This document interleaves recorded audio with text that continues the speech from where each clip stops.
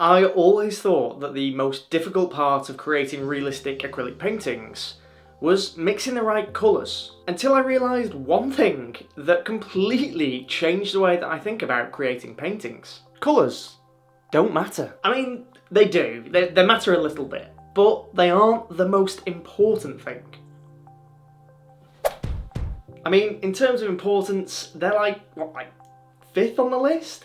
I realised a while ago that the reasons why my paintings were looking flat and unrealistic wasn't because of colour. It was because I didn't really understand shapes and values properly. But now I can create really vibrant, colourful and realistic looking paintings really easily. And it's all because of one simple exercise. I'm actually going to demonstrate this digitally, just because it's faster for me, but it doesn't matter whether you do this with acrylics or oils, the exercise is exactly the same. The first thing that I'm looking at is the shapes of the subject that I'm trying to draw.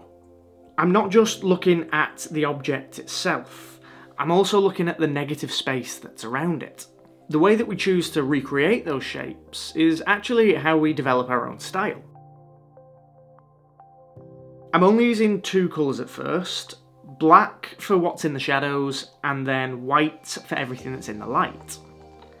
I'm using both of the colours to carve a simple but interesting 2D shape. Now I need to start thinking about making it a little bit more complex, which means adding more values. To keep it simple and make sure that I'm only focusing on the shapes, I'm only adding 1 value at a time. The first one is just a base layer of grey. And I'm not even really trying to blend at this stage, I'm just blocking in each value where I see it. Sometimes I might need to go back and carve out new shapes with darker values or lighter values, and I'm constantly checking to see how those brushstrokes compare with the brushstrokes that I've already got down. And this is the exact approach that I use in the step-by-step tutorial that I have on my Studio Wildlife Patreon of this acrylic painting of a lion. So if you'd like to see how this transfers to acrylic painting, then go and check out my Patreon. Anyway, back to the video. It's also really important to think about the environment that your subject is in. You don't want it just floating in space, so you need to make sure that the values that surround the object complement it and push it to where it needs to be. Then, once you're happy with those values, you could leave it here, you don't need to do any more. But to take it a next step further, we can start to think about edges. And with oils, you could just blend the paint together with a brush. With acrylics, you want to just start adding thin layers of the values that you've already got to blend gradually. With paintings, you want some edges to be soft and some edges to be hard. And eventually, doing this, you might actually need to work back over the top with some of those harder edges because you might have softened them too much, but that's totally okay. We need to bring back some of those interesting shapes from the initial pass through. And then just by doing this super simple, really easy method with no colours allows us to create semi-realistic but 3D looking images without confusing ourselves with colour. But we can actually do more. Now that we've got that base, we can slowly start to think about what colours we'd like to add. We don't really need to think about the values because we've already got that roadmap down in black and white. And this is where glazing comes in. And if you aren't sure what a glaze is or how to do glazing with acrylics or with oils, I've got loads of videos on my channel, so go and check them out after this video. But anyway, back to the process. We can start to add these thin washes or these glazes of colour over the object that we've just painted in black and white. The exact colour isn't important. What's more important is having variation within that colour. You don't want to just add 1 shade of red. Sure, it'll look okay, you've done all that form work, you've done all that value work already, that red will go over the top and you'll still end up with a semi-3D looking image with a colour. But we can make it so much better. Adding 5, 6, 7 different reds, some oranges, some blues, some purples, all that variation in colour is going to make a more realistic looking painting. That variation is what makes a painting interesting, it's what gives it life. And it can actually be really hard to do if you're trying to think about all of the colours, all of the values, all of the shapes, all of everything all in one go. So instead of trying to like balance all of these different things, we can break it down into this simple step-by-step process. Shapes, values, edges, and colour.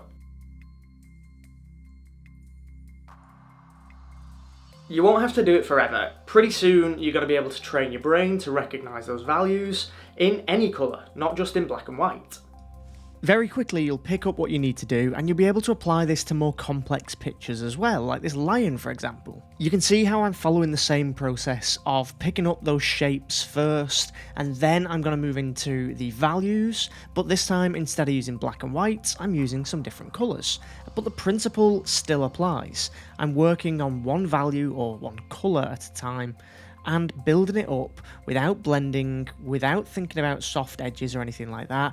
I'm just thinking about those shapes and how they interact. Once I've got that together, then I can start thinking about my edges and how I want the painting to look. I think it's really important to start a painting, or especially when you're a beginner or just learning to paint, it's really important to begin your paintings with these fundamental foundations, because without it, you're going to really struggle with the painting process. These are just quick little sketches, they're not going to be masterpieces, they took me about 20 minutes to do, but that's what we need to do. Small, quick studies that allow us to practice these techniques as often as possible. You can see I'm not really focusing on details, and the details that I do add, I'm only adding at the very end.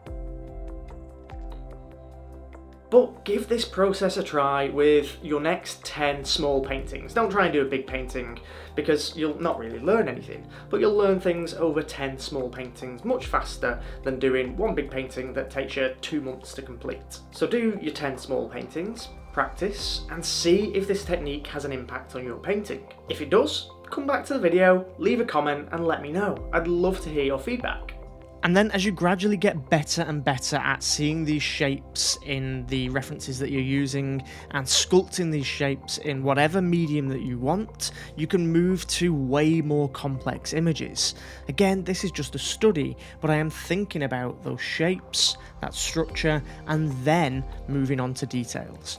In this case, I'm moving on to those details a little bit sooner, because now I understand the shape and the form and the structure, I can skip a few steps, because even though I'm adding the details, I'm always thinking about those underlying building blocks whenever I create a painting. I might not follow those steps exactly, but I am always thinking about them as I put down each brushstroke. And these tips can be applied to acrylics, oils, digital paintings, watercolours, pastels, whatever you use. And it's just fantastic for building a better understanding of what it is you're trying to paint.